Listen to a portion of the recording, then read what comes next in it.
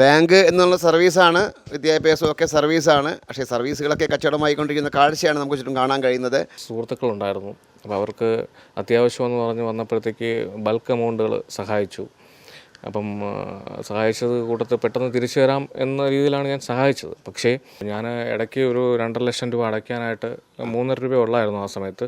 2.5 ലക്ഷം രൂപ അറേഞ്ച് ചെയ്ത് വെച്ചിട്ട് ഞാൻ മാനേജറെ വിളിച്ചായിരുന്നു. അപ്പോൾ പറഞ്ഞു, ഇല്ല, ഫുൾ പേയ്മെൻറ്റ് അടച്ചാൽ മാത്രമേ ഉള്ളൂ നമുക്ക് മാറാൻ പറ്റത്തുള്ളൂ.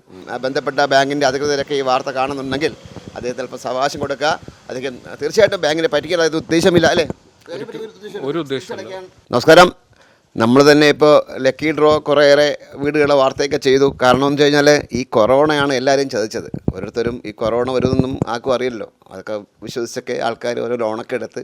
പക്ഷേ കൊറോണ 2 വർഷത്തെ ലോക്ക്ഡൗൺ പീരീഡ് ബിസിനസ്സും തകർന്നു, ലോൺ തിരിച്ചടയ്ക്കാൻ പറ്റാതെ അങ്ങനെയുള്ള ആൾക്കാരാണ് കൂടുതലും ഈ ലക്കി ഡ്രോയൊക്കെ ഇപ്പോൾ വീടുള്ളവർ മുന്നോട്ട് വരുന്നത്. ഇപ്പോൾ എൻ്റെ കൂടെ അതേപോലെ ചേട്ടനുണ്ട്. പുള്ളിക്ക് ലക്കി ഡ്രോ ഒന്നുമല്ല, പക്ഷേ പുള്ളി ഒരു സാവകാശം വേണം, അല്ലേ? പുള്ളി എത്ര ലോൺ എടുത്തിട്ടുണ്ട് ബാങ്കിൽ നിന്ന്? ഞാൻ 30 രൂപ ലോൺ എടുത്തിട്ടുണ്ട് ബാങ്കിൽ. ഇപ്പോൾ എത്ര അടച്ചു? ഞാൻ കുറേ എമൗണ്ട് അടച്ചായിരുന്നു. Bank of Baroda Pothencode. ജപ്തി ചെയ്യുമെന്ന് അവർ പറഞ്ഞേക്കുവാണ്. അപ്പം ഞാൻ ഇടയ്ക്ക് ഒരു 2.5 ലക്ഷം രൂപ അടയ്ക്കാനായിട്ട് 3.5 രൂപ ഉള്ളായിരുന്നു ആ സമയത്ത്.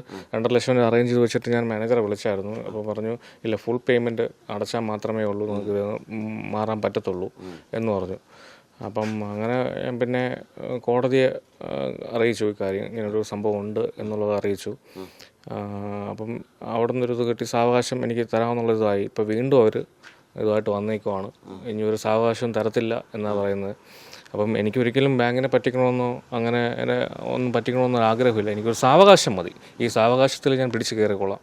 എനിക്കൊരു 2 മാസം കൂടെ സാവകാശം തന്നു കഴിഞ്ഞാൽ ഞാൻ എങ്ങനെയെങ്കിലും ഞാനതൊന്ന് സെറ്റിൽ ചെയ്തെടുത്തോളാം. ഇവർ എന്തു പറയാൻ ഇവിടെ എത്രയാണോ ഇതുള്ളത്, ഇപ്പം നിലവിലെ കുടിശ്ശിക മൊത്തം ഞാൻ തീർത്തോളാം. ഒരു സാവകാശം കിട്ടിയാൽ മതി എനിക്ക്. അതായത് വീടെന്നൊക്കെ പറയുന്നത് ഒരാളുടെ വലിയ സ്വപ്നമാണ്. ആ വീട് സാക്ഷാത്കരിക്കാൻ വേണ്ടിയാണ് ഇദ്ദേഹം ലോൺ എടുത്തത്. പക്ഷേ ഇതിനകത്ത് വരുന്ന മറ്റ് പ്രശ്നങ്ങളെന്ന് പറഞ്ഞാൽ ഒരുപാട് ഹിഡൻ എമൗണ്ട്സ് ഉണ്ട്, ഹിഡൻ ഫൈൻസ് ഒക്കെ വരുന്നുണ്ട്, അല്ലേ? അവർ ഇന്ന കാശ് അടയ്ക്കാൻ പറഞ്ഞാലും ആ കാശുമായിട്ട് നമ്മൾ ചിലപ്പോൾ പറയും ഇതിൻ്റെ ഫൈനുണ്ട്. അപ്പോൾ ഇത്രയും നമ്മൾ പ്രതീക്ഷിക്കാത്ത എമൗണ്ട് ആയിരിക്കും ഫൈനായിട്ട് വരുന്നത്, അല്ലേ? ആണ്, ഫൈൻ വന്നിട്ടുണ്ട്. അന്ന് ഏകദേശം 3 ലക്ഷത്തി സംതിങ്ങിലേ ഉള്ളായിരുന്നു. ഇപ്പോൾ അവരുടെ കണക്കും പ്രകാരം ഏകദേശം ഒരു 4.75 പറയുന്നുണ്ട്. കാരണം അത് അവർ ഫയൽ ചെയ്ത് കയറി ഫൈനാണ്. പക്ഷെ അതും ഞാൻ അടയ്ക്കാൻ തയ്യാറാണ്. കാരണം ഞാൻ വീഴ്ച പറ്റുവാണെങ്കിൽ ഞാൻ അടയ്ക്കാൻ തയ്യാറാണ്. പക്ഷെ എനിക്ക് സാവകാശം മാത്രം മതി. ഞാനും എൻ്റെ മോളും എൻ്റെ വൈഫും മാത്രമേ ഉള്ളൂ വീട്ടിൽ, വേറെ ആരും ഇല്ല.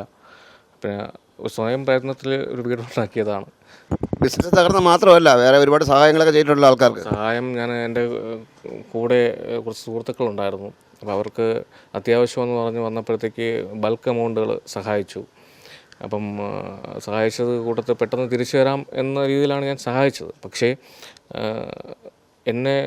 എനിക്ക് ബുദ്ധിമുട്ട് വന്ന കണക്ക് തന്നെ അവർക്കും കുറച്ച് ബുദ്ധിമുട്ടുകൾ ഉണ്ടായി. അതെനിക്ക് ഞാൻ പേഴ്സണലി എനിക്ക് അറിയാമെന്നുള്ളത്. ഞാൻ അവരുടെ അടുത്ത് പോയി സംസാരിക്കുമ്പോഴും അവരുടെ സിറ്റുവേഷൻസ് ഫേസ് ചെയ്യുമ്പോഴും എനിക്കൊരു വിഷമം. കാരണം ഞാൻ എന്തായാലും ബുദ്ധിമുട്ടിലാണ്, പക്ഷെ അവരും അതേ ബുദ്ധിമുട്ടിലാണ്. എനിക്ക് അവരുടെ അടുത്ത് ചോദിക്കാൻ അവരില്ല, കാശ് തരാനില്ല. പക്ഷെ അവർ എന്നാലും പറയുന്നത് എന്തെങ്കിലും ലെവലാകുമ്പോഴത്തേക്ക് പുള്ളിയുടെയും വസ്തുവൊക്കെ വിൽക്കാൻ ഇട്ടേക്കുക, അത് ലെവലാകുമ്പോൾ തരാം എന്നാണ് പുള്ളി പറയുന്നത്. പ്രതീക്ഷയല്ല, ഞാൻ അല്ലാതെ വേറെ അറേഞ്ച്മെൻറ്റ് ഞാൻ ചെയ്ത് വെച്ചിട്ടുണ്ട്. ഈ പ്രോപ്പർട്ടി ഡിസ്പോസ് ചെയ്യാനായിട്ടൊരു അറേഞ്ച്മെൻറ്റ് ഞാൻ ചെയ്ത് വെച്ചിട്ടുണ്ട്. ഇപ്പം പലപ്പോഴും അറേഞ്ച്മെൻറ്റ്സ് ചെയ്ത് വെക്കുമ്പോഴത്തേക്കും ഈ പ്രാവശ്യം ഒരു അറേഞ്ച്മെൻറ്റ് ചെയ്ത് വെച്ചപ്പോഴത്തേക്ക് ഈ ബാങ്കിൻ്റെ ഭാഗത്തുനിന്ന് ഫസ്റ്റ് ഒരു ഇത് വന്നപ്പോഴത്തേക്ക് ഈ അറേഞ്ച്മെൻറ്റ് അങ്ങ് തെന്നിപ്പോയി. കാരണം അവർ പിന്നെ വില താത്തു തുടങ്ങി. ഈ ബാങ്കിൻ്റെ ഇങ്ങനെ ഒരു ഇഷ്യൂ വന്ന സ്ഥിതിക്ക് അവർ വില താത്തു തുടങ്ങി. അപ്പോൾ ഞാൻ അവരുടെ അടുത്ത് സംസാരിച്ചത്, മാഡം ജസ്റ്റ് ഒരു കുറച്ച് നാളത്തേക്ക് ഒന്ന് പെൻഡിങ്ങിൽ വെക്കാവോ എന്ന് ചോദിച്ചതാണ്.